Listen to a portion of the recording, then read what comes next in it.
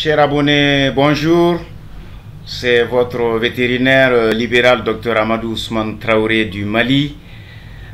Et dans le sacerdoce d'accompagnement que nous nous sommes fixés, ici c'est une étape très importante dans l'installation d'une ferme, c'est-à-dire de vaches laitières, l'étable qu'on appelle tout simplement le bâtiment. Cet exemple va vous édifier sur ce que nous disons toujours: faites-vous accompagner par un spécialiste du début jusqu'à la fin.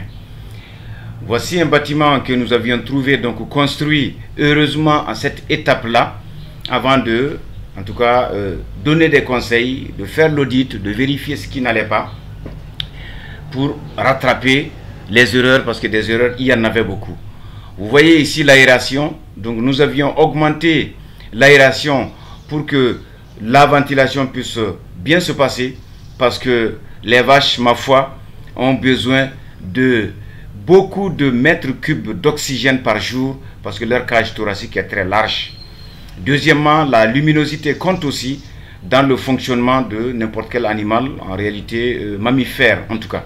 Donc, première amélioration qui a été heureusement respectée, et je crois que l'atmosphère a changé dans ce bâtiment, dans ce grand bâtiment qui fait 50 mètres sur 20 mètres de large tout simplement. La deuxième chose que nous avions constaté à l'époque, c'est que nous n'avions pas de barre de séparation de cornadis dans le système. Ensuite, il y avait un bon mangeoire linéaire en bas, donc la petite fosse que vous voyez, mais la hauteur du muret était en tout cas de 20 cm de trop, donc nous avions demandé de réduire d'abord la hauteur du muret, donc ne garder que 2 briques maximum, remplir l'intérieur, donc vous le verrez peut-être dans cette vidéo, pour que ce ne soit pas très profond. On a juste besoin d'un endroit pour déposer les concentrés, et ensuite ces barres que vous voyez qui n'étaient pas prévues, que nous avions donc commandé, installé, avec naturellement, voilà, la séparation de 1 mètre entre les barres qui sont coudées que vous voyez. La vache a besoin juste d'1 mètre entre les deux barres. Ensuite, voilà, elle met la tête au milieu, elle mange dans, en tout cas, ce que vous voyez qui est le mangeoire en bas, et elle doit boire de l'eau en haut. Donc l'eau doit toujours être suspendue, parce que la vache, quand elle mange, elle prend le son, elle prend le tourteau. Donc finalement, vous avez pas mal de, en tout cas, de restes de résidus qui retombent. Donc si l'eau est située en bas, tout va retomber dans l'eau et l'eau va pourrir très rapidement. Donc suspendez toujours votre abreuvoir et laissez le mangeoire vers le bas. Ensuite, deuxièmement, la hauteur de l'eau ici, donc vous voyez la partie carrelée était très élevée, donc pour une vache. Donc nous avions dû leur dire de faire un béton de forme qui est un peu incliné du bas vers en tout cas le haut, pour que lorsqu'une vache se mette devant, elle puisse avoir accès tout simplement non seulement au mangeoire qui est en bas, ça c'est facile, mais l'abreuvoir c'était un problème. Et cet exemple pour vous édifier que le vétérinaire travaille toujours avec des preuves, nous avions tout simplement pris la moins grande des vaches, donc que nous avions amené, nous avions mis un peu de sonde là où il y a en tout cas de l'eau, et puis la vache est en train tout simplement, voilà, de manger à l'aise, elle est à l'aise. Et mieux encore, donc voici, elle est en train d'uriner.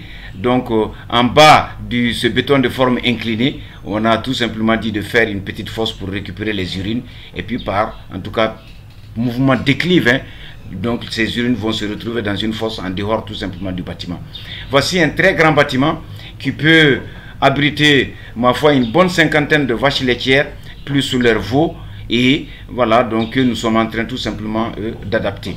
Donc chers internautes, chers abonnés, nous allons continuer dans cette série, en tout cas, à vous présenter des bâtiments qui sont au Mali, qui ont été construits par, en tout cas, des promoteurs, des éleveurs, quelquefois sur conseil vétérinaire, quelquefois, en tout cas, comme ça, par imitation. Mais nous corrigeons, tant que faire se peut, les erreurs. Si nous sommes au début, nous donnons donc des plans, et la meilleure manière aussi d'accompagner les gens, c'est si vous aviez votre maçon, vous avez votre spécialiste, vous avez vos ouvriers, c'est de les faire visiter la ferme, en tout cas le modèle que vous voulez implanter chez vous tout simplement. Un bâtiment unibloc en bipente, la hauteur, vous avez vu au sommet, dépasse les 5-6 mètres, donc les vaches sont vraiment à l'aise, vous aussi, quand vous êtes propriétaire, vous êtes à l'aise. Respectez toujours les conditions d'hygiène. Tout bâtiment d'élevage doit être facilement nettoyable. Il faut qu'on puisse nettoyer proprement et que vraiment, autant nous aimons être à l'aise, autant les animaux pour leur bien-être animal doivent aussi être à l'aise. Ça veut dire respirer de l'oxygène pur, que l'air puisse être renouvelé très souvent, ensuite se coucher dans un endroit propre, pas dans les urines, pas dans les boues également, et vous devrez pouvoir marcher, en tout cas avec vos souliers de qualité, dans n'importe quel bâtiment, en tout cas prévu pour l'élevage. Donc voici la preuve que nous avions récupéré l'erreur qu'il y avait dans ce bâtiment et que par la suite, on peut continuer tout simplement à poser ces cornadis de séparation du début jusqu'à la fin et par la suite, donc nous allions tout simplement continuer à vous montrer un peu ce que nous faisons. Donc, chers abonnés et chers internautes, donc dans l'accompagnement, nous vous offrons ces éléments. Vous êtes des gens passionnés, souvent intéressés et qui hésitent. Donc là, vous allez trouver les solutions, non seulement au niveau des étables. Ensuite, sur les animaux, j'ai fait beaucoup de vidéos pour vous dire les races exotiques qui existent, les races locales qui existent, les systèmes qui existent, quelle est la méthode, en tout cas à mes yeux, la plus facile pour pouvoir monter, en tout cas, ce genre de structure. Et le conseil que je donne, faites ce que vous êtes capable d'assurer. Ok, démarrez toujours par étapes. Ne cherchez pas à aller tout d'un coup sur 50. Faites 10, 15 têtes. Et au bout de 2 ans, voilà, vous avez compris un peu les contraintes, ensuite tout ce qui est rentabilité. L'élevage est très rentable. L'élevage est une activité pérenne. Elle se pratique les 12 mois de l'année. Et le lait, la viande, les œufs, tout ce qui est pose et cuire, nous en sommes insuffisamment fournis. Nous importons énormément de produits animaux alors que nous avions des cheptels, nous avions des effectifs. Ma foi, avoir des millions de bovins, le Mali en a 12 millions, 40 millions de petits ruminants. A-t-on besoin d'importer du lait? Malheureusement, nous importons pour près de, en tout cas, 30 milliards, selon les statistiques récentes. Donc, chers abonnés, je vais vous laisser continuer à suivre cette vidéo. Lisez ce qui est écrit. Donc, c'est vraiment les choses qu'on a demandé à être corrigées. Cette fois-ci, ça a été corrigé. C'est la preuve pour vous que c'est corrigé. Faites des bâtiments avec un couloir central, un mangeoire qui est en bas. Ensuite, vous avez l'abreuvoir qui est suspendu. Vous pouvez loger, voilà, sur un bâtiment de 20 mètres. Vous avez besoin d'1 mètre par vache, donc au moins une quinzaine de vaches. Laissez 2 mètres aux deux extrémités pour être capable de tourner chaque fois autour, en tout cas des vaches. Ensuite, entre les pattes postérieures des vaches et le mur également, si vous pouvez laisser au moins 2 mètres. Voici les conditions. Bonne hauteur, bonne surface, bien dallé, mangeoire abreuvoir propre disponible. Et je crois que vous auriez fait un investissement qui en vaut la peine et vous allez mettre les animaux à l'aise. Ce sont des conditions sine qua non pour pouvoir aboutir à de véritables entreprises qui, ma foi, créent de l'emploi. N'hésitez pas à investir dans l'élevage, je le dis à qui veut l'entendre, parce que c'est une source de création d'emplois. C'est sûr qu'il faut suivre à grosses gouttes pour avoir de l'argent. On n'élève pas à distance, on est là-dedans. De janvier à décembre, on fait l'élevage et nos pays, tous les pays sahéliens du Tchad jusqu'au Sénégal, sont déficitaires dans les productions animales. Nous avions des gros effectifs. Malheureusement, il nous manque tout simplement des opérateurs économiques, des entrepreneurs qui viennent installer des entreprises. Tous les salariés sont connus, le travail à faire est connu, vous avez un cahier de charges, les animaux sont connus, vous avez leur potentiel et puis, ma foi, vous avez en tout cas le seuil de rentabilité atteint très rapidement. Ensuite, au bout de 20, vous allez continuer à récolter 20 ans, 25 ans d'usufruit de ce genre, en tout cas d'entreprise. Donc, c'est une vie professionnelle tout simplement. Alors, chers abonnés, à partir de Bamako, je vous dis merci, je vous dis à bientôt. Je vous encourage du mieux que je suis capable en tout cas de faire et en vous montrant des exemples, je pense que vous êtes suffisamment aguerris, vous serez suffisamment en tout cas équipés pour être capable tout simplement de reproduire parce que les vidéos parlent. Je pense que la plupart de nos artisans, la plupart en tout cas de nos architectes, la plupart de nos maçons, quand ils voient, ils ne comprennent souvent pas les schémas, mais quand vous leur montrez les vidéos, ils comprennent tout de suite. Ils sont extrêmement ingénieux dans l'amélioration de tout ce que vous voulez. Il suffit de leur faire comprendre les normes donc, de ces choses-là. Donc, chers abonnés, d'autres bâtiments vont suivre. Ben, je vous remercie et je vous dis à très bientôt.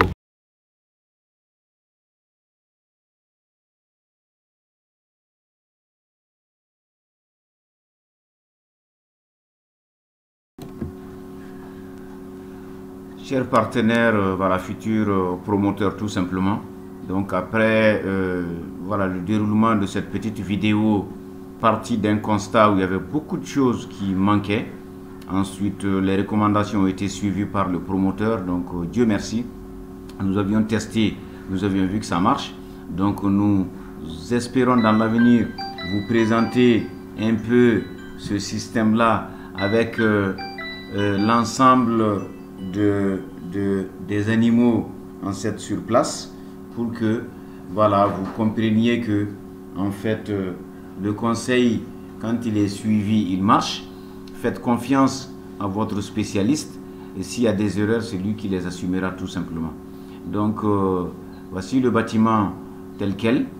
Donc à partir de là, je crois que le maçon a continué à poser les cornadis au fur et à mesure, donc dans le système, et vous verrez tout à l'heure le bâtiment presque fini, parce que nous attendons de raccorder au robinet que vous voyez ici, pour que tout simplement également nous puissions tester la présence de l'eau en bonne quantité, suffisamment, et l'accès en tout cas de l'abreuvoir qui est suspendu aux animaux qui vont finalement résider dans cette ferme. Nous voulons faire de cette ferme une ferme moderne, donc avoir 25 vaches laitières en production dans un premier temps, ensuite tourner cet effectif pendant 2 ans, donc les génisses, les velles qui vont naître en tout cas des 25 premières têtes, 2 ans après vont mettre bas et elles pourront aller occuper également en tout cas l'autre côté. Donc c'est une ferme qui pourra en tout cas à plein temps héberger une 50aine de vaches laitières tout simplement. Vous comprenez donc le meilleur moyen de loger correctement des animaux, de garder la propriété, de leur donner suffisamment d'air, suffisamment de lumière, suffisamment d'oxygène, c'est de passer par ce genre de bâtiment en bipente, ok, avec mangeoire, abreuvoir linéaire et un système de séparation de cornadis d'1 mètre. Le mangeoire étant tout de suite en bas, ensuite vous avez l'abreuvoir qui est suspendu. Vous trouvez tous les moyens de suspendre quelque chose, hein. Donc les plastiques qui existent, il y a les bacs qui existent, il y a beaucoup de choses que l'on peut en tout cas initier dans ce sens, et pour aussi continuer tout simplement à travailler. Sur cette vidéo aussi, donc une recommandation que nous avions faite qui n'est pas encore exécutée, c'est que tous les poteaux à l'intérieur d'un bâtiment pour les bovins doivent être ronds. C'est pour éviter que les hanches des animaux ne frappent les angles aigus et entraîner souvent, en tout cas des boiteries, entraîner souvent même des fractures, ça peut arriver parce que les animaux peuvent se bousculer. Donc vous voyez la vache, elle est à l'aise, elle mange, elle prend le son, comme vous voyez, et vous avez vu tout de suite, hein, il y a toute une partie qui va retomber. Donc si l'abreuvoir est en bas, ben, ça va retomber là-dedans. Si l'abreuvoir est suspendu, au moment où la gueule de la vache va arriver au niveau de l'abreuvoir, il y a très peu de choses. Et vous avez le bord naturellement de l'abreuvoir qui va bloquer ça. Ensuite, l'eau va rester tout le temps propre.